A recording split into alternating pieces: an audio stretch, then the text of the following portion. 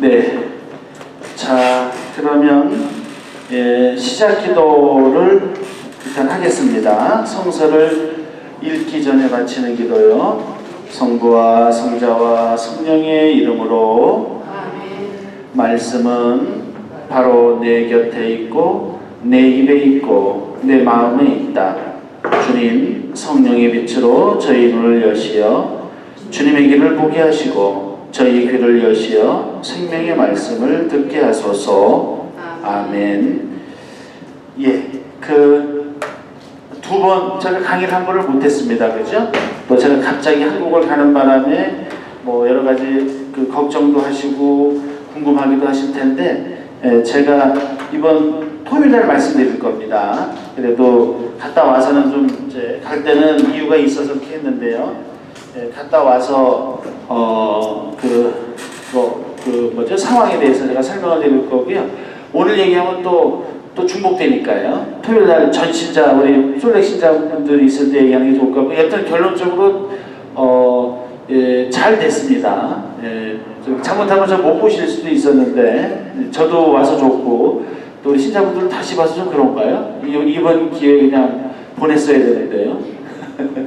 예, 그래서 그냥 결론적으로 잘 됐습니다. 근데 그 과정의 자세한 사항은 또 여러 가지 이유나 이런 거는 나중에 말씀을 드리겠습니다. 여튼 잘 됐으니까 좀만 기다리시면 토요일에 제가 말씀드리겠습니다. 자, 이제 앞으로 강의는 3번 남았습니다. 그러니까 이번 주 한 번, 그 다음에 한 번 쉬었다고 그 다음 주에 3번 하면 돼요. 그러면 언제쯤 끝나느냐 하면은요, 3월 중순이면 끝납니다. 그러니까 제2수요일 끝날래나요? 제가 지금 써놔봤더니요, 제2수요일이 이번에 3월 6일인가요? 3월 6일이면은요, 잠깐만요, 3월 7일날 끝나네요. 진짜요. 3월 7일날. 예, 정말 지난번에 제가 말씀드렸듯이 사순시기 전에 딱 끝나겠습니다. 예, 사순시기 전이었는데 제가 한국 갔다 오는 바람에 이제 목요일날, 사순시기 목요일날 이제 마지막 강의할 것 같아요. 14일날 또 나눔하셔야 되고요. 자, 그렇게 해서 이제 끝날 겁니다. 그 다음에 이제 5월 정도부터 쉬었다가 5월 정도부터는 출애굽기를 할 겁니다. 탈출기, 출애굽기라고 하는 거 있죠. 그래서 구약은 탈출기, 출애굽기, 신약은 복음. 이게 가장 중심입니다. 가장 중요해요. 그래서 제가 본당식으로 임기가 내년까지죠. 그래서 제가 임기 동안에 마태복음, 그 다음에 탈출기, 출애굽기를 이제 끝내려고 합니다. 탈출기는 24번의 강의예요. 그러니까 나눔까지 하면 48. 쉬고 방학이 있고 그러면 제 임기 내에 다 끝날 수 있을 겁니다. 그렇죠? 그래서 마태복음과 탈출기를 이제 할 예정이고, 탈출기를 할 예정이고, 원하시는 분들은 5월 달부터 할 수 있도록 하겠습니다. 이번에는 말씀드렸죠? 제가 하는 게 아니라 최성정 신부님이라고 전공자가 있습니다. 그 신부님의 강의를 듣고 그 다음에 한 주를 나누는 거죠. 강의 듣는 것도 모여서 들을 계획으로 있습니다. 각자 들으러 가면 잘 안 듣게 되죠. 그죠? 평일비사도 나올 겸 그래서 만호화에서 지금 예정으로는 수요일날 오전, 만호화는 수요일날 오전에 하고요. 우리 솔렉은 목요일날 저녁, 이렇게 2번에 걸쳐서 할 수 있도록 그렇게 배려하고, 나눔도 그 다음 주에 이렇게 하는 걸로 하겠습니다. 예, 그렇게 지금 계획이 거의 다 준비는 돼 있어요. 준비되어 있다는 거 말씀드리고, 자, 이제 막바지로 이제 하고 다다르고 있습니다. 우리가 거의 한 3년 했나요? 이거 다 끝나면 3년 정도 걸리는 건가요? 3년은 좀 안 걸리는 것 같은데 긴 시간 해왔습니다. 자, 오늘은 224페이지 빌라도에게 신문을 받으시다라는 내용입니다. 11절, 예수님께서 총독 앞에 서셨다. 당신이 유다인들의 임금이요 하고 총독이 묻자 예수님께서 내가 그렇게 말하고 있다 하고 대답하셨다. 자, 11절, 여기서 어서 많이 들어본 얘기죠? 예, 빌라도가 질문한 거지만 또 그래서 누가 질문할 때 이렇게 대답하셨습니까? 카야파가 질문할 때도 내가 그렇게 말하였다라고 이렇게 대답하셨습니다.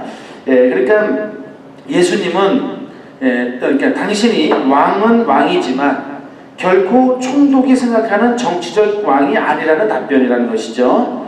예수님의 이 답변은 긍정도 부정도 아닌 모호한 답변이다. 이 말은 그것은 너의 말일 뿐이다 라는 뜻으로 해석하면 무난할 것이다 라는 내용입니다. 그러니까 네가 그렇게 얘기했다 이런 내용입니다. 그러니까 이거는 긍정도 부정도 안 하는 예수님의 어법이다 라고 할 수 있고 이유는 다른 이유가 아니라 빌라도라는 총독이 물었을 때는 정치적인 왕을 생각할 텐데 그래야지 반역죄가 성립되지 않습니까?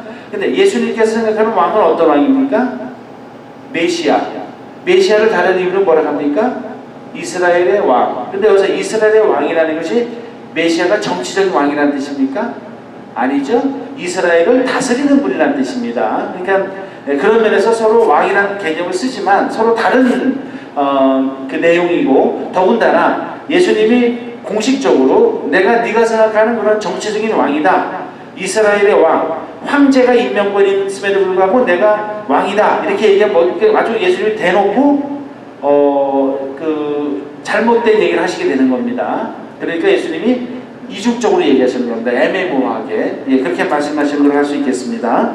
12절 그러나 수석사제들과 원로들이 당신을 고소하는 말에는 아무 대답도 하지 않으셨다. 그러니까 빌라도에게는 대답을 하셨는데요. 또 그 전에 카야파가 불렀을 때 얘기하셨는데 여기 빌라도 총독 앞에서는 이 사람들이 얘기하니까 아무 말도 안 했다는 것이죠. 이게 어떤 의미가 있을까? 이거는 뭐냐면요. 이것은 고난받는 주님의 종으로서 고난을 받아들이는 모습이다 라고 할 수 있습니다. 그러니까 고난받는 주님의 종. 옛날에는 뭐라 했습니까? 고난받는 야훼의 종이라 했습니다. 야훼라는 말을 안 쓰기로 했기 때문에 주님의 종이라고 하는 겁니다. 그러니까 이사야서에 나타나듯이 이렇게 도살장에 끌려가는 그런, 여기 보면 이제 뒤에 나오고 있지만은요, 그 밑에 이사야서 53장 7절을 보면 학대받고 천대받았지만 그는 자기 입을 열지 않았다. 도살장에 끌려가는 어린 양처럼 털 깎는 사람 앞에 잠자고 서 있는 어미 양처럼 그는 자기 입을 열지 않았다. 유명한 말씀이거든요. 이 이사야서 53장은요. 이게 고난받는 야훼의 종, 주님의 종에 관한 이야기입니다. 바로 그것을 연상시킨다는 것이죠. 예수님이 그냥 아무 말도 안 하시고 고난받는다는 그런 의미입니다. 그러니까 여기서 우리 친척들도 아시겠지만 어떤 모함이나 조롱이나 또는 거짓이 있을 때 좋은 방법 중에 하나가 또 뭡니까? 가만히 있는 겁니다. 어쩌면 가만히 있는 것이 더 강한 말일 수도 있다는 것입니다. 그래서 어떨 때는 침묵하는 것이 훨씬 더 중요할 수 있고 예수님이 그런 모습을 이제 보여주시는 겁니다. 그런데 이 이사야서 53장에 이미 예고되어 있었던 겁니다. 13, 14절 그때 빌라도가 예수님께 저들이 갖가지로 당신에게 불리한 증언을 하는데 들리지 않소 하고 물었으나 예수님께서는 어떠한 고소의 말에도 대답을 하지 않으셨다. 그래서 총독은 매우 이상하게 여겼다라고 되어 있습니다. 그러니까 여기서 계속 침묵하시는 겁니다. 그야말로 침묵하는 주님 종의 모습이다라고 이렇게 할 수 있겠습니다. 그래서 예수님께서 침묵하셨다는 거, 이것은 굉장히 의미가 있다라고 얘기할 수 있죠. 억울하고 답답하다 할 때 막 말을 하고 심지어는 공격을 하고 또는 어떨 때는 자기 방어의 말을 한다 하더라도 오히려 그것이 별로 효과적이 않을 때가 훨씬 더 많을 수도 있습니다. 필요에 따라서 할 필요가 있겠지만 그때 예수님께서 선택하신 것은 침묵이었다는 거, 이 침묵의 힘이 엄청나게 크다는 겁니다. 잘 아시죠? 수도자들은 침묵합니다. 말하지 않는 그 침묵이 굉장히 큰 하나님의 은총을 가져온다는 역설적인 것이죠. 그래서 침묵하는 사람이 말도 더 잘합니다. 침묵할 줄 모르는 사람은 말만 많이 합니다. 들을 말이 없죠. 그러나 침묵할 줄 아는 사람은 제대로 된 말을 적재적소에 할 수 있는 가능성이 바로 거기에 있다고 할 수 있겠습니다. 여기 묵상 보면 위대한 침묵 이렇게 되어 있습니다. 둘째 단에 보면 예수님께서 적극적으로 당신을 변호하시고 억울함을 이야기하셨다면 십자가형을 면하실 수도 있었을 것이다. 그러나 예수님께서는 총독이 이상하게 여길 정도로 아무런 변론을 하지 않으신다. 왜 그러셨을까?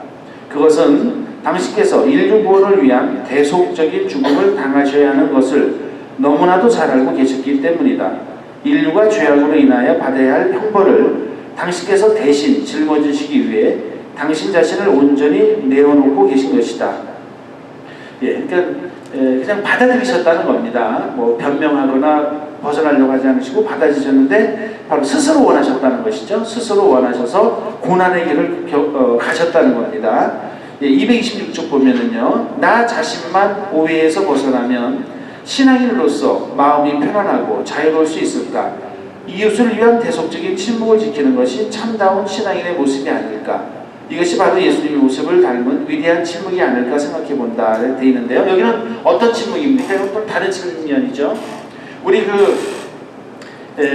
어떤 사람, 예를 들면 이런 거죠. 이 사람 때문에 내가 지금 고난을 겪고 있는 겁니다. 고난을 겪고 있는데 내가 말을 하면 나는 곤란을 안 겪고 이 사람이 곤란을 겪게 될 때가 있어요. 혹시 그런 경험 하신 적이 있을지 모르겠습니다. 그러니까 이 사람 때문에 내가 곤란한 거예요. 근데 제가 말을 하면 이 사람 때문에 모든 문제가 됐기 때문에 나는 벗어날 수 있습니다. 그럴 때 침묵을 지킬 수 있는 거. 그럴 때 침묵을 지킬 수 있는 그런 경험해 보셨습니까? 예, 그게 정말 위대한 침묵이죠. 그러니까 다른 사람을 위해서 내가 스스로 어떤 어려움을 기꺼이 받아들이는 겁니다. 예수님이 그러셨다는 겁니다. 우리 근데 이거 참 하기 어렵죠. 이런 경우는커녕 막 남이 잘못도 안 했는데 막 남한테 덮어 씌우려고 하는 게 훨씬 더 많지. 나는 아무 잘못도 없는데 저 사람 때문에 내가 잘못을 어려움을 겪을 때 내가 침묵할 줄 아는 거. 이거 굉장한 위대한 침묵입니다. 그런 경험을 해보셨으면 참 좋았을 것 같아요. 그러니까 저도 그런 경우는 있습니다. 예를 들면 좀 경우가 다를 수 있지만 실제로 제가 한 거예요. 근데 다른 사람이 막 칭찬받아요. 그럼 어떻게 하십니까? 저는 지금 어떤 생각나는 그런 경우는 있어요. 그럼 아무 말도 안 합니다. 그냥 실은 제가 잘한 건데 실은 제가 잘한 건데 이 사람이 칭찬받을 때 그냥 가만히 있습니다.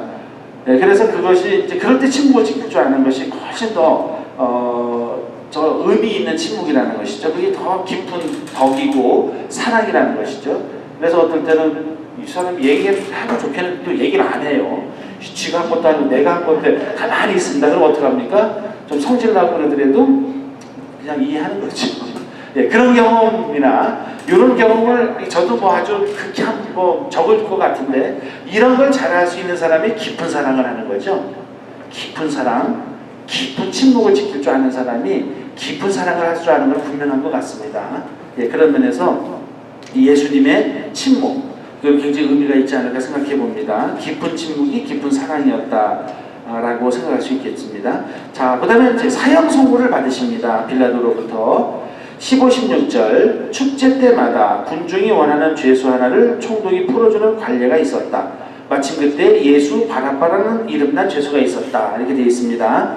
자, 죄수 하나를 갖다가 이제 큰 축제를 앞두고는 이제 풀어줬습니다. 근데 이번엔 누구를 이제 풀어주려고 했냐면 바라바라는 사람을 풀어주려고 했어요. 근데 바라바를 왜 풀어주려고 했을까 생각해 볼 필요가 있겠습니다. 자, 예수 바라바는 어떤 사람입니까? 예, 이거는 이제 성서학으로 연구를 해봤더니 열혈당원 시몬, 열혈당원이었다는 겁니다. 그러니까 이스라엘 민족의 해방을 위해서 이렇게 했던 사람이에요. 그러니까 빌라도도 이스라엘 사람들을 달래려면 그 이스라엘 사람들이 좋아하는 사람, 풀어주기를 원하는 사람 풀어줘야 될 거 아니겠습니까? 그냥 강도를 풀어주면 이스라엘 사람들 별로 안 좋아할 거 아닙니까? 우리 그런 거 있죠? 어떤 사람이 대통령이 되면 사면하죠. 사면할 때 정치적인 적도 사면하죠. 그렇게 하지 않습니까? 왜 그러냐면 그래야지 정치적으로 반대 입장에 있는 사람들이 하고 좀 우호적으로 지낼 수 있지 않습니까? 예를 들면 그러니까 자기가 좀 좋아하는 사람도 사면시켜주지만 누굴 또 사면시켜줍니까? 반대편도 사면시켜준 사람이 진짜 똑똑한 사람이죠. 그래야지 뭔가 좀 분위기가 좋아져서 정치가 잘 되겠죠. 바로 그렇게 했던 겁니다. 예수 바라바는 어떤 사람이었냐면 민족주의자였어요. 그러니까 이스라엘 민족 입장에서는 강도, 같은 민족한테 잘못을 하는 사람을 풀어주는 게 좋습니까? 민족을 위해서 투쟁하는 사람을 풀어주는 게 좋겠습니까? 이스라엘 민족은 투쟁하는 사람 풀어줘야지 강도를 풀어주면 안 될 거 아닙니까? 그럼 또 강도짓 할 수 있으니까요. 바로 예수 바라바가 그런 사람이었다는 겁니다. 그러면서 빌라도가 이렇게 생각할 수 있어요. 머리가 좋았던 사람입니다. 겁니다. 뭐냐? 막상 예수님을 이렇게 둘 중에 한 명을 딱 예수 바라빠와 예수 그리스도라고 하는 예수와 바라빠라고 하는 예수, 이름이 같은 예수입니다. 이 두 사람을 딱 대놓고 빌라도가 이렇게 너희들이 선택하라 하면 백성의 원로들이나 이런 사람들이 이렇게 부추겨서 예수 바라빠를 놓아주게 할 거거든요. 그러면 자기는 모든 걸 다 이루는 겁니다. 이 백성의 원로들과 지도자들이 데리고 왔을 때는 죽여주기를 바라는 거 아닙니까? 본인들이 사형 집행을 못하니까 죽여주기를 바라는 거예요. 그러니까 죽어야 좋지 않겠습니까? 물론 부인이 딱 꿈에서 그분 봤는데 하지 마라, 그 사람 대단한 사람이라 이렇게 할 수도 있지만 이 사람이 정치인으로서 판단할 때는 제가 봐도 예수님을 희생양으로 삼는 게 좋은 겁니다. 여러 면으로 무난한 거죠. 그렇죠? 예수님을 풀어줬다고 생각해 보십시오. 이 사람 믿는도 별로 안 좋아하고 백성의 원로들도 안 좋아할 거 아닙니까? 그렇죠? 그리고 이 사람 계속 예수 바라빠도 민족주의 운동을 하지만 예수 바라빠가 힘이 셉니까? 예수 그리스도가 힘이 셉니까? 예수 그리스도가 힘이 셌을 거 아닙니까? 영향이 훨씬 더 컸죠. 기적도행하시고 그랬으니까요. 이 사람은 민족 봉기하다 잡힌 사람이고요. 정치적으로 볼 때 누구를 풀어주는 게 좋겠습니까? 예수 바라빠를 풀어줘야죠. 그리고 예수님이 제거해야 되는 겁니다. 빌라도 입장에서도 제가 봐도 빌라도 근데 부인이 걱정해서 제발 죽이지 말라는 겁니다. 근데 빌라도는 어떻게 했습니까? 부인 말을 잘 안 들었어요. 예로부터 부인 말을 잘 들어야 된다는데 이 사람이 부인 말을 잘 안 듣는 바람에 두고 이렇게 이제 됩니다. 그래서 빌라도가 정치인으로서 이스라엘 지역, 이 복잡하고 자꾸 봉기가 일어나는 이 지역에서 이 모든 것을 잠재울 수 있는 가장 좋은 방법이 뭘까? 예수 바라빠와 예수 그리스도를 선택한다면 예수 바라빠를 선택하는 게 낫다는 겁니다. 예수 그리스도를 죽이는 게 낫죠. 더 힘이 세니까요. 그렇게 볼 수 있습니다. 근데 예수 바라빠가 이제 제수였습니다. 자, 15, 16절 그렇고요. 자, 그런 사람이라고 이제 성서학적으로 연구가 됐어요. 17절이죠. 그 다음에 17, 18절이요. 사람들이 모여들자 빌라도가 그들에게 내가 누구를 풀어주기를 원하오? 예수 바라빠요? 아니면 메시아라고 하는 예수요? 하고 물었다. 그는 그들이 예수님을 시기하여 자기에게 넘겼음을 알고 있었던 것이다. 자, 예수님을 시기하여 자기에게 넘겼음을 알고 있다라고 했죠. 그들이 여기서 누굽니까?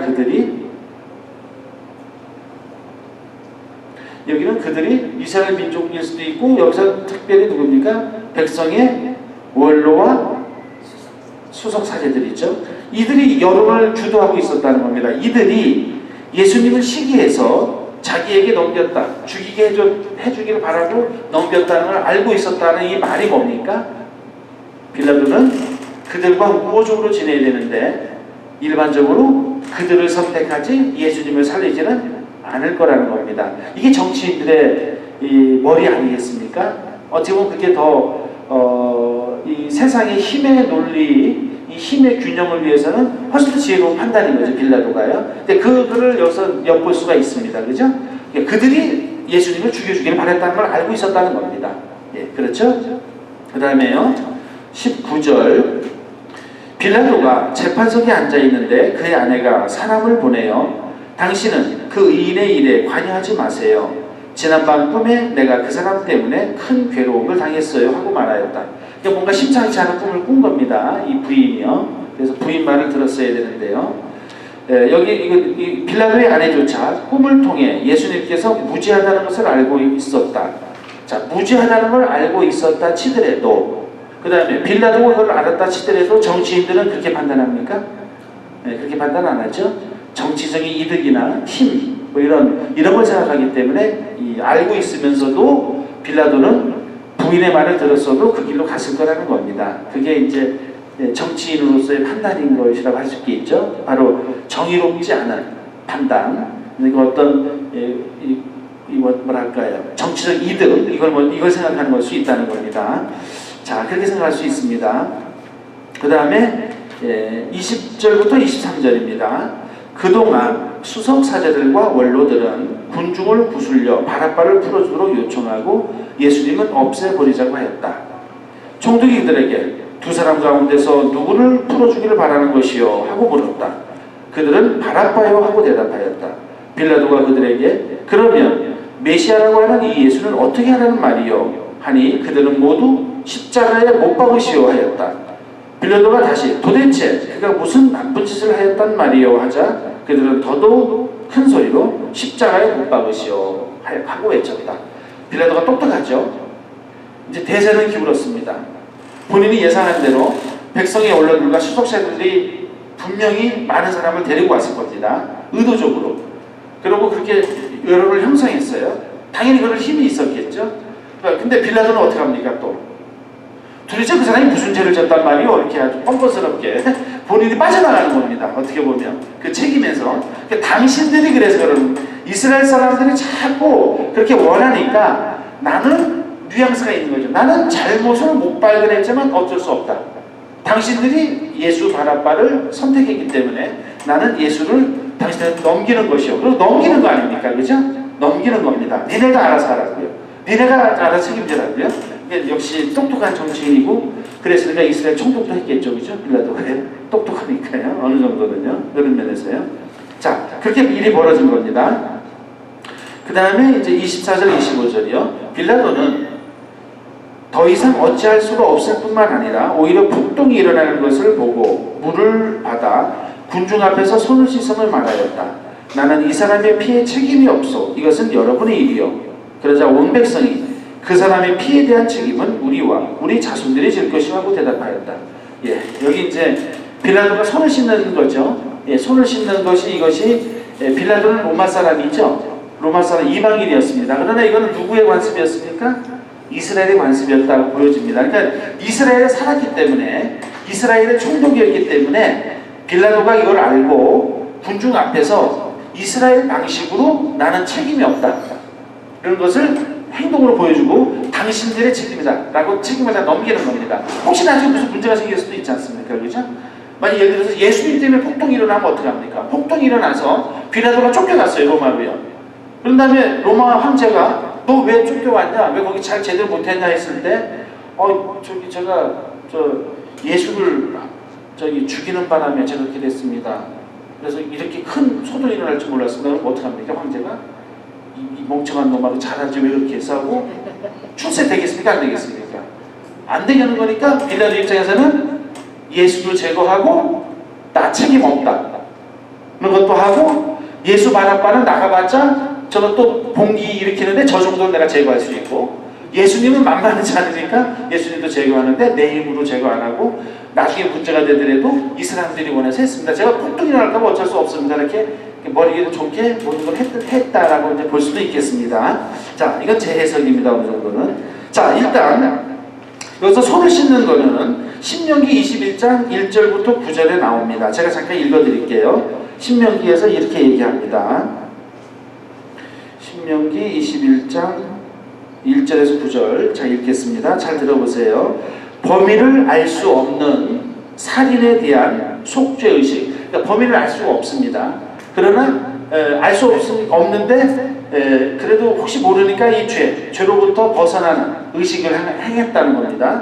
자 이렇습니다. 주 너희 하느님께서 너희에게 차지하라고 주시는 땅에서 살해당한 사람들이 들에 쓰러진 채 발견되었는데 누가 그를 때려 죽였는지 알 수 없는 경우에, 그렇죠, 알 수 없습니다. 지금 누가 죽였는지요. 그런 경우에는 너희의 원로들과 판관들, 이제 이 판단한 사람들이죠. 판관들이 나가서 살해당한 사람이 있는 곳에서 주변 성읍들에 이르는 거리를 제어해야 한다. 누구 알 수 없는 사람이 죽었어요. 그래서 이 사람이 있는 데 이렇게 동네가 3개가 있었습니다. 예를 들면 자 3개가 있다는 겁니다. 그러면 이제 거리를 재는 겁니다. 어디가 가까운지. 자 어디가 가장 가깝습니까? 여기서는 여기가 가장 가깝죠. 예를 들면은요. 자 가까운데 그러면 살해당한 사람에게서 가장 가까운 성읍이 있을 것이다. 그 성읍의 원로들은 아직 부린 적도 없고 멍에를 메워 끌어본 적도 없는 암송아지 한 마리를 끌고 와야 한다. 그러니까 암송아지 한 마리 끌고 와야 되는 겁니다. 이 도읍에서요. 그래서 그 다음에 어떻게 하냐면, 그리고 나서 이 성읍의 원로들은 늘 물이 흐르는 골짜기로 그 암송아지를 끌고 내려가 갈지도 씨 뿌리도 않은 그 시냇가에서 암송아지의 목을 꺾어야 한다. 이제 목을 죽인다는 거죠. 이제 희생제물을 바치는 겁니다. 이 불쌍한 사람을 위해서요. 그런 다음에 레위의 자손 사제들이, 그러니까 레위의 자손들이 사제들이 있죠. 사제들이 앞으로 나와야 한다. 주 너희 하느님께서 그들을 선택하시어 당신을 섬기고 주님의 이름으로 축복하게 하셨으며 그들의 판결에 따라 모든 송사와 폭력 사건이 해결될 것이기 때문이다. 사제들이 해결해 준다는 겁니다. 레위 지파의 사제들이요. 살해당한 사람에게서 가장 가까이 있는 그 성읍의 원로들이 시냇가에서 목이 꺾인 암송아지 위에서 손을 씻고요. 오늘 손 씻었죠. 손을 씻고 이렇게 증언해야 한다. 저희의 손은 이 사람의 피를 흘리지 않았고 저희 눈은 보지도 못하였습니다. 주님, 당신께서 구해내신 당신 백성 이스라엘의 죄를 벗겨주시고, 이제 우리 누가 했는지 모르지만 우리 죄 없으니까 죄를 벗겨주시고 당신 백성 이스라엘 가운데서 무지한 피를 흘리지 않게 해주십시오. 그러면 그들은 그 피에 대한 책임을 벗어나게 된다. 이렇게 되어 있습니다. 이렇게 너희는 주님의 눈에 드는 이 옳은 일을 하여 너희 가운데서 무지한 이가 흘린 피에 대한 책임을 치워버려야 한다. 그러니까 무지한 사람이 피에 대한 책임을 지지 않아야 된다는 겁니다. 자, 여기서 요걸 하면 지금 무지한 사람이 누굽니까? 빌라도죠.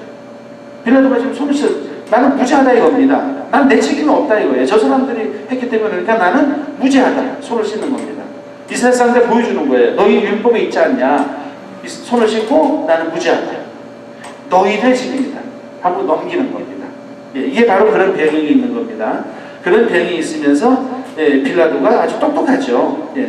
역시 총독답습니다. 그렇게 하고 대신에 이 사람의 피해에 대한 책임은 우리가 지겠소라고 얘기하지 않았습니까? 이제 이 피해에 대한 책임을 지금 계속 책임을 지고 있는 겁니다. 그래서 이제 예를 들어서 이 초세기 교회 때는 예를 들어서 하느님께서 이스라엘 백성을 갖다가 이렇게 저버리셨는데 70년, 기원 후 70년에 뭐가 있습니까? 예루살렘이 망하죠. 예루살렘이 망하고 많은 사람이 죽습니다. 그리고 다 끌려가요. 이 일이 대표적인 예수님의 피에 대한 책임이다.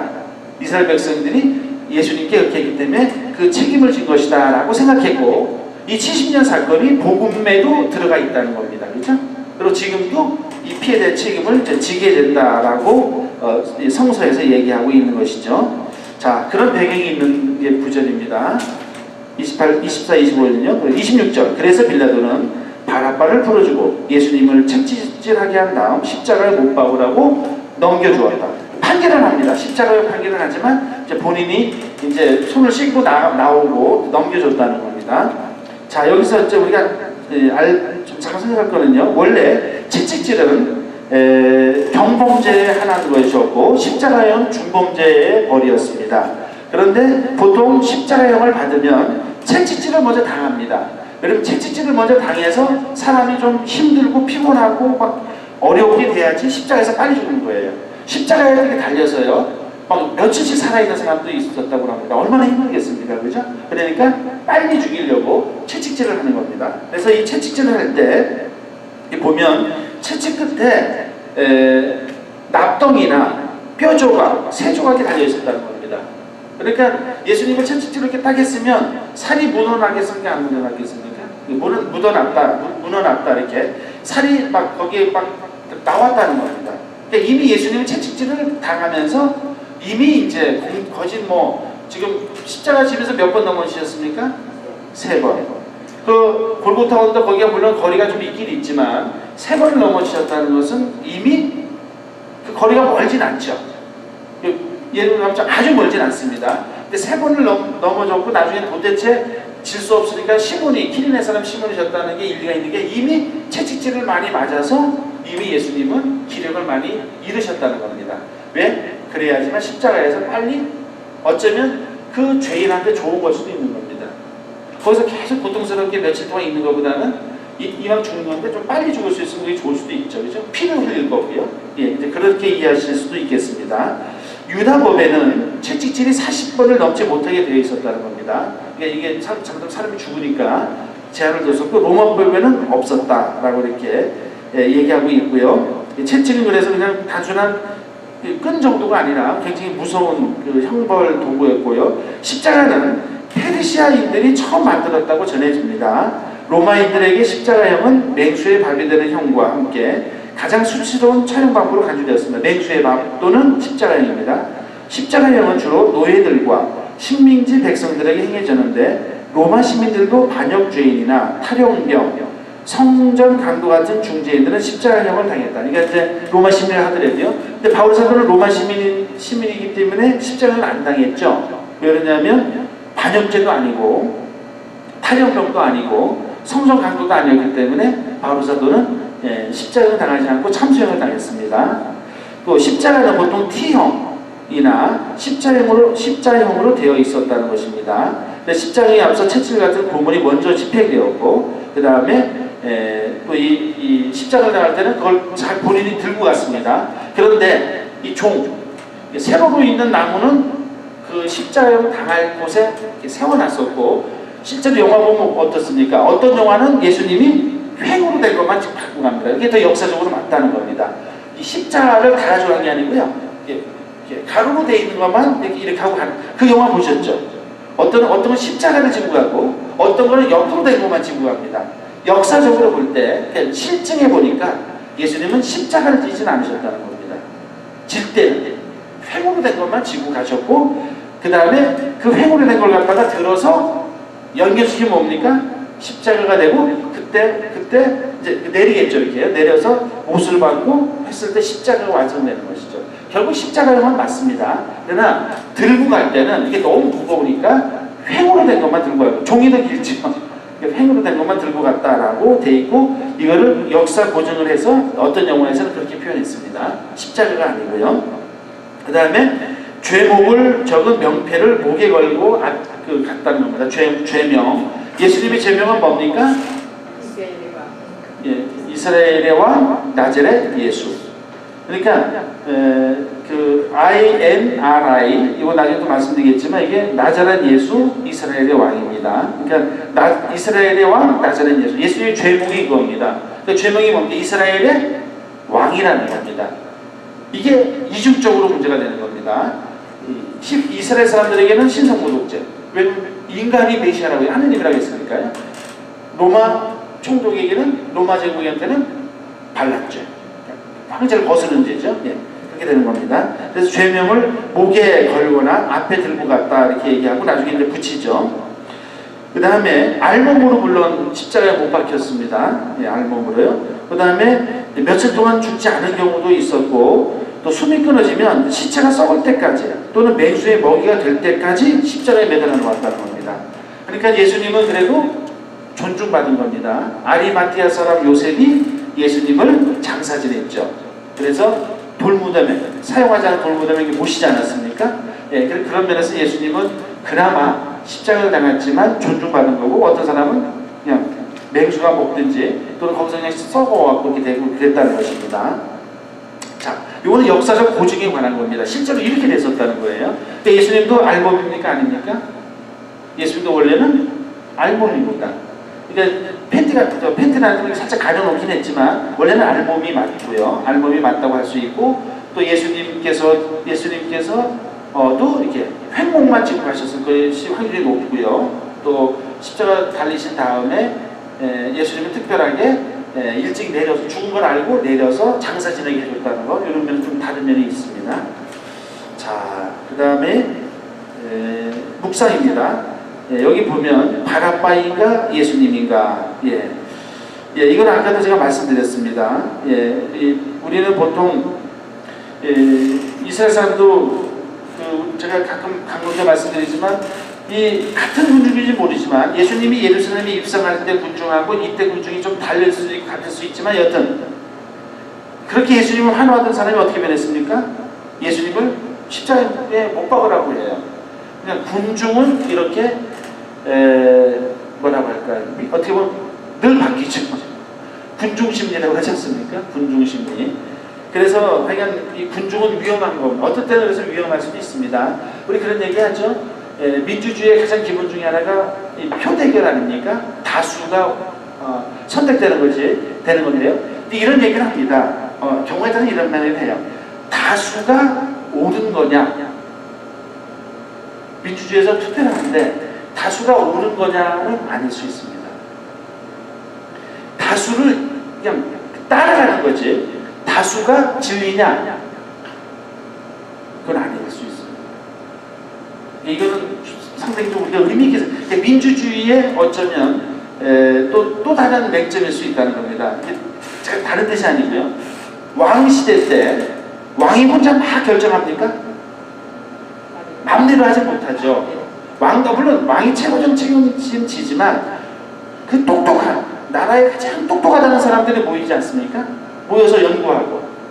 그래서 아마도 사극에는 뭐 간단하게 나오겠지만 어전회의 하면 저희 사목회도 이렇게 막 한 시간 반씩 하거든요. 매주 한 시간 반씩 해요. 어떻게 하는 것이 더 옳은 거예요? 좋은 방법이냐? 그러니까 나라 일을 하는 거 얼마나 골치 아팠겠습니까? 그러면 어전회의 하면 왕이 이렇게 앉아있고 그러면 막 이런 얘기 저런 얘기 막 나왔을 거예요. 어쩌면 그게 더 정확한, 어쩌면 꼭 그런 건 아니지만 왕정 제도라고 해서 무조건 나쁘지 않다는 겁니다. 사실은. 그러니까 가톨릭 교회는 민주주의 제도를 선택합니까? 가톨릭은 민주주의 제도도 아니고 왕정도 아니고 가톨릭은 가톨릭입니다. 그러니까 가톨릭은 민주주의 제도가 얼마나 됐습니까? 되면 200년 많아야 300년입니다. 왕정 제도가 무조건 나쁘지 않습니다. 굳이 말한다면요. 그러니까 여튼 간에 다수가 돼서 다 맞는 건 아닌 거죠. 다수를 선택은 할 수 있습니다. 그러나 다수가 진리다. 이거는 민주주의의 맹점입니다. 어떤 면에서는 다 그렇진 않아요. 다 그렇진 않습니다. 여튼 그래서 우리가 민주주의를 절대적인 제도로 생각하는 것은 착각입니다. 앞으로 어떻게 바뀔지 몰라요. 여튼 그 말씀드리면서 여기 군중이 이렇게 바뀝니다. 그래서 바라빠냐 아니면 예수님이냐 아니면 바라빠냐 선택하는 것은 우리에게 하여간 늘 주어지는 저겁니다. 빌라도는 누구를 선택한 거나 마찬가지입니까? 제가 보기에는 바라빠입니다. 똑똑한 정치인이었습니다. 자신의 이득, 정치적 이득을 보고 빌라도는 예수 바라빠를 선택했습니다. 예수님을 선택한 사람이 있습니까? 요 상황에서 예수님을 선택한 사람은 아무도 없었습니다. 아무도 없었습니다. 사실 아무도 없었고 예수님 제자들도 함께하지 못했습니다. 자, 이거는 하여간 아이러니입니다. 아까 제가 말씀드렸죠. 저도 그전에도 그런 말씀 자주 드렸지만 사실 안 되는 게 훨씬 더 많습니다. 그죠? 우리 신자분들도 본인 이렇게 신앙생활 하시고 결심하시고 하지만 안 되는 게 맞습니까? 되는 게 맞습니까? 안 되는 게 더 많습니다. 제가 보기엔 안 되는 게 더 많아요. 그러니까 저는 이렇게 생각합니다. 아까도 말씀드렸듯이 우리 예수님이냐 바라빠냐 실제로 이 질문할 때 누구 선택하시겠습니까? 하면 누구 선택하십니까? 항상? 예수님 선택하시겠죠? 그렇죠? 이렇게 말은 그렇게 지향은 그렇지 않습니까? 근데 실제로는 안 그렇죠. 이제 이게 우리 현실이라는 겁니다. 근데 그것이 정상이라는 거죠. 이 많은 사람들이 예수 바라빠를 선택했습니다. 제자들도 예수님을 제대로 못 봤어요. 이게 세상의 현실이라는 겁니다. 그러니까 너무 실망하지 마십시오. 그런데 다른 건 한 가지가 있습니다. 이것과 더불어 똑같이 생각할 게 뭐냐면 그러나 유다와 베드로 사도를 보면서 우리는 다른 생각을 하나 해야 된다는 겁니다. 유다는 이렇게 바라빠를 선택했어요. 그러나 포기해버렸습니다. 베드로는 어쩌면 바라빠를 선택했습니다. 나는 그 사람을 전혀 알지 못한다겠어요. 우리 집 따지면 나는 일면식도 없습니다. 내가 그 사람을 알면 손바닥에 내 성을 바꾸겠다고 한 겁니다. 근데 베드로 어떻게 했습니까? 나중에 회개했죠. 포기하지 않고 회개했다는 겁니다. 자, 거듭 말씀드리지만 예수님이 성공하신 것 같습니까? 그러니까 사회적인 차원에서 보면은요, 우리가 지금 보통 얘기하고 있는 것 중에 보면 예수님은 실패자입니다. 루저예요. 어떻게 보면 고난받는 야훼의 종 침묵했어요. 할 말이 없어요. 예수님이요. 지금 상황 자체가 지금 이 상황에서 혼자 딱 계시는 겁니다. 물론 하느님 아버지가 계셨고 성모님이 계셨지만 물론 계셨습니다. 그러나 그냥 전체적으로 볼 때 예수님은 지금 딱 혼자 계시는 겁니다. 루저예요. 제자들, 이스라엘 사람들, 빌라도, 군중 아무도 나를 편들어주지 않습니다. 또 죽으셨어요. 십자가에 당하시고요. 어떻게 보면 실패하신 분입니다. 그리고 실패가 많아요. 예수님도 정말 위대하신 게 뭐냐면 실패를 받아들이셨다는 겁니다. 하나님인데 안 받아들일 수 있죠. 하나님은 이것들이 진짜 보자니까 내가 지금까지 봤는데 이제 못 참겠다니네. 예수님 그러지 않습니까? 내가 지금 못 참겠다 하면 천사들이 와서 이게 아무것도 아니다. 아무것도 아니겠죠, 그죠? 난 그렇게 안 한다겠습니다. 이게 무슨 의미입니까? 예수님은 온전히 하나님이시지만 또 뭡니까? 동시에 온전히 인간이라는 겁니다. 우리랑 똑같은 처지가 되셨다는 거예요. 이 말은 뭐냐면 우리 처지가 그렇다는 겁니다. 매번 우리는 실패합니다. 실수해요. 잘못 예수님 말씀 잘 따르겠다고 그냥 아침에 기도하고 했는데 기도 끝나자마자 남편이 늘 미운 짓 한 걸 또 했어요. 그러면 어떻게 됩니까? 성질이 확 가죠. 네. 그런데 기도한 사람은 뭐가 있냐? 이렇게 한 다음에 마음이 안 좋아요. 내가 다 그렇게 해야 되는데 그러면서 자꾸 사람이 선해집니다. 바로 우리 신앙의 핵심은 실패하는 것이 없는 게 우리 신앙의 힘이 아니라 실패가 무수히 많은데 그러나 실패하더라도 포기하지 않는다. 하나님을 포기하지 않는다는 거예요. 나든 세상이든 어떤 요인이든 간에 실패하더라도 끝까지 하나님을 믿는 것이 바로 부활신앙이라는 것이죠. 그 점 한번 생각해 볼 필요가 있겠습니다. 예수님 결국 죽으십니다. 그 다음에 군사들이 예수님을 조롱하다 27절이요. 그때에 총독의 군사들이 예수님을 총독관저로 데리고 가서 그분 둘레에 온 부대를 집합시킨 다음 여기서 부대라고 하는 말은 한 600명이라고 합니다. 그러니까 600명이 전부 다 그러지는 않았을 거고 그 중에 몇 명이 예수님을 조롱했다는 겁니다. 그분의 옷을 벗기고 진홍색 외투를 입혔다. 일단은 예수님을 벌거벗게 해야 될 거 아닙니까? 십자가를 취하려면 옷을 벗겨야 됩니다. 그리고 그걸 갖다가 반으로 찢지 않고 온전히 제비뽑아서 가졌다겠죠, 그죠? 네, 그렇죠. 그 다음에 진홍색 외투를 입었는데 영화 보면 로마 군인들이 어떤 옷을 입고 있습니까? 볼 때 빨간색 외투를 입었다고 합니다. 그 빨간색 외투를 준 겁니다. 이게 빨간색이 뭘 또 의미합니까? 왕을 의미하죠. 예, 중국의 빨간색 초가 아닙니까? 또 일반적으로 왕 하면 빨간색, 그렇죠? 예, 그렇게 이제 조롱하려고 그런 겁니다. 29절. 그리고 가시나무로 관을 엮어 그분 머리에 씌우고 오른손에 갈대를 들리고서는 그분 앞에 무릎을 꿇고 유다인의 임금님 만세하며 조롱하였다. 자, 가시나무로 관을 엮었습니다. 말만 관이지 가시나무 관을 썼으면 어떻겠습니까? 예, 그리고 살짝 올려놨겠습니까? 확 눌렀겠죠. 예. 그 다음에 갈대를 줬습니다. 갈대가 힘이 있습니까? 없습니까? 없죠. 근데 원래 왕들은 뭘 갖고 있습니까? 지팡이를 갖고 있죠. 이 왕홀이라고 합니다. 이 뭐 지팡이든 아니면 이렇게 좀 이 유럽 문화죠. 딱 왕홀을 갖고 있습니다.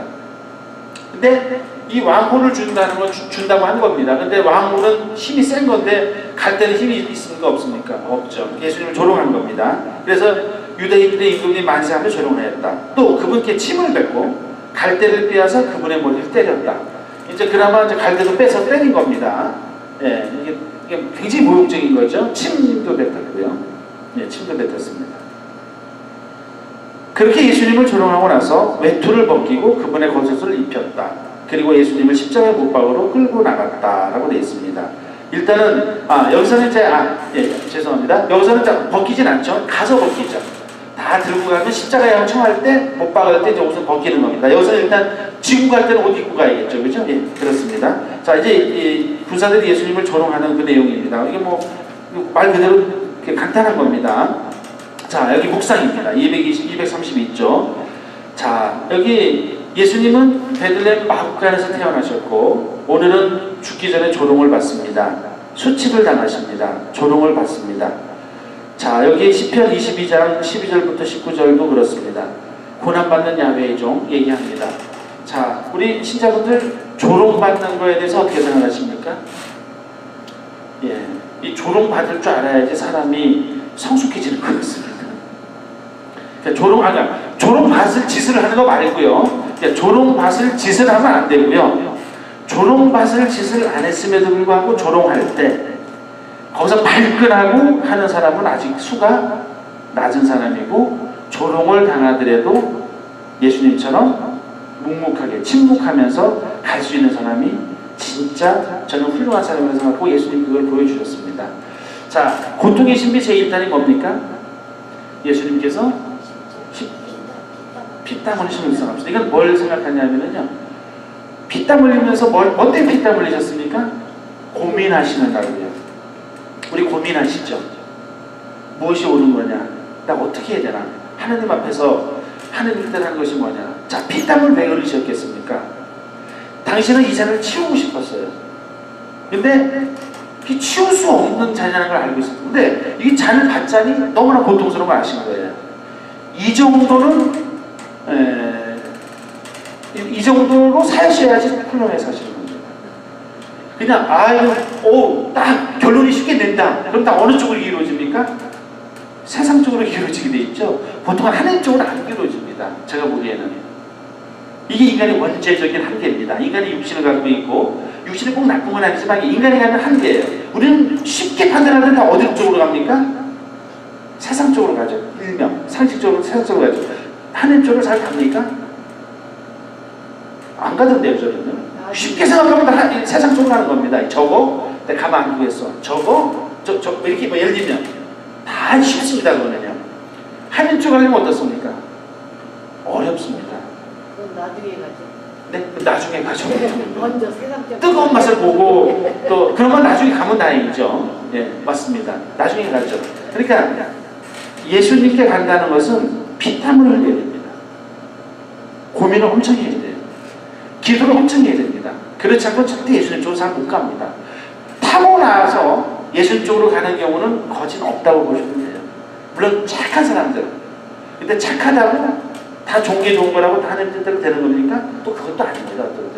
어떨 때는 좀 우리 그런 말을 해요. 그 십자가, 우리 저 신학교 다닐 때요, 제가 한번 그런 일이 있었습니다. 신학교에 무슨 신학교 교수 신부님들이나 교회 교도권 주교님을 향해서 데모를 한 번 한 적이 있습니다. 신학생들 저 때요, 제가 85년에 입학했는데요. 그 전부터 해서 그런 한국에 이제 그런 민주화라는 분위기를 무시 못하죠. 신학교도 그런 게 있었어요. 그래서 신학생들이 막 그 교수 신부님이나 주교님이나 교회를 향해서 막 이 신학교를 개혁해야 된다고 하고 막 이랬었습니다. 그때 제가 4학년 때인가요? 4학년 때 4학년 대표로 누가 발표할 거냐 저보고 하라는 겁니다. 제가 했죠. 각오해요 했죠. 각오하고요. 십자가를 져야 되니까요. 그러니까 십자가를 질 각오를 하고 제가 이제 발표를 했습니다. 다행히 안 잘렸어요. 다행히 신학교를 다 마치고 신부가 됐는데, 그때 십자가를 선택하는 게 쉽지 않다는 겁니다. 쉽지 않아요. 여러분 저도 그때 고민했죠. 이거 잘못 얘기했다가 나 신학교 교수님들이나 주교님이 내보내면 이제 신부를 못 되는 거죠. 근데 그때 제가 생각했습니다. 할 말은 해야 된다. 착하다고 다 되는 거 아니죠. 순명이라는 것은 무조건 따르는 것은 아닙니다. 그러니까 하느님 뜻에 순명하는 겁니다. 기본적으로. 그리고 그 하느님 뜻이 정말 아니다 생각하면 얘기할 수 있는 겁니다. 그럼에도 불구하고 하느님의 뜻을 교회를 따르는 겁니다. 예를 들면요, 주교님 이렇게 하시면 안 됩니다. 저는 이렇게 생각하지 않습니다 했는데 주교님이 또 생각해 보시고 내가 판단하니까 이게 맞다. 그럼 어떡합니까? 그땐 따라야죠. 예, 그게 순명입니다. 무조건 주교님이 얘기하시면 네, 이게 아니라 내가 보기에 양심적으로 하느님 뜻 아니다 하실 때 얘기할 수 있습니다. 그건 순명을 거스르는 얘기하는 게 왜 잘못입니까? 근데 주교님이 내 얘기 듣고도 나는 이렇게 판단하겠다 하면 어떡합니까? 그때는 따라가는 겁니다. 이게 순명이죠. 그래서 그때 그 기억이 납니다. 그러니까 무조건 이해하는 것이 순명이 아닌 것이고, 무조건 좋은 게 좋은 거, 이것도 꼭 하는 뜻은 아닐 수 있다는 뜻을 말씀드리는데 그렇게 옆으로 먼저 갔습니다. 자, 그러고요. 고등이집의 이단이 뭡니까? 매맞으심이죠, 그죠? 예, 매맞으심. 그러니까 매가 어떻습니까? 아프죠, 그죠? 그러니까 예수님을 따르려면 고통이 따릅니다. 물에 손에 물 하나도 안 묻히고 손에 빗자루 안 들고 성당에서 무슨 뭐 있을 때 봉사 하나도 안 하고 나는 예수님을 잘 따르고 있다. 그거는 좀 생각해 볼 문제죠. 꼭 물을 묻힐 필요는 없습니다. 꼭 빗자루를 들 필요는 없지만 여러 가지 방법으로 어떤 사람은 다 자기 능력대로 교회에 봉사해야지만 뭔가 힘들어야지만 신앙생활 잘하게 됩니다. 그런 거 없이 나는 예수님의 길을 가고 있다? 다 거짓, 제가 보니 거짓말에 다름없습니다. 힘이 들어야 돼요. 매를 맞듯이 이렇게 힘들지 않고 좋은 일이 있을 수 없다고 생각합니다. 그렇죠? 오늘 십자가를 생각해서 그렇습니다. 3단이 뭡니까? 가시관지심. 이거 말씀드리고 싶었습니다. 가시관이 뭡니까? 관은 관인데 가시관 아닙니까? 조롱당하는 겁니다.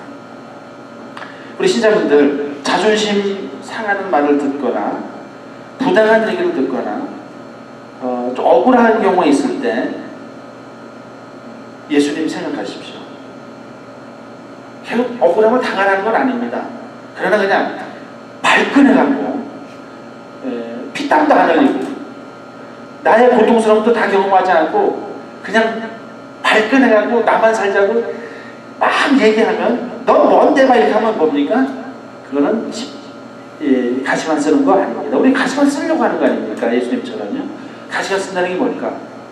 자존심이나 이런 여러 가지 조롱, 무시 또는 모함 이런 거 있을 때 물론 그건 극복을 해야 됩니다. 그러나 발끈한다든지 단순하게 행동하면 예수님 따르는 거 아닙니다.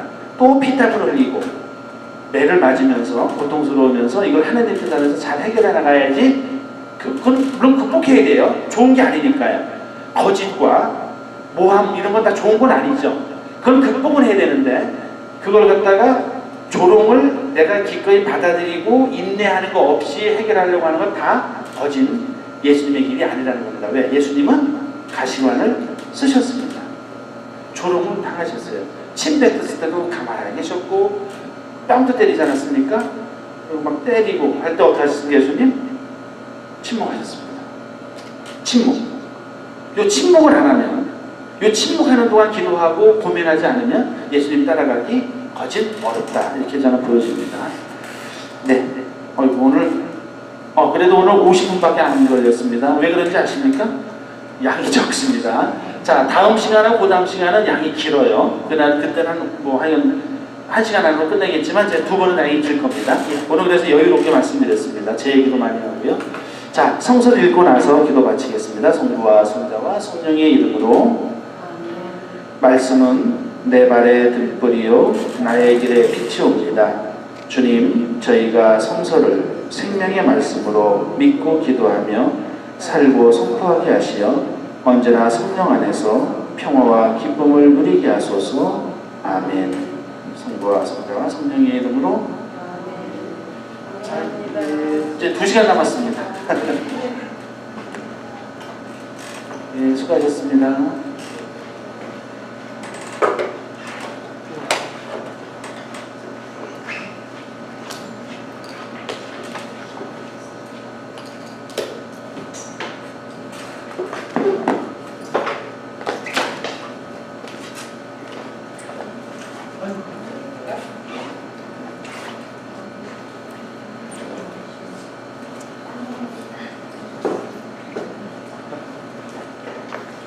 잘 들어가세요.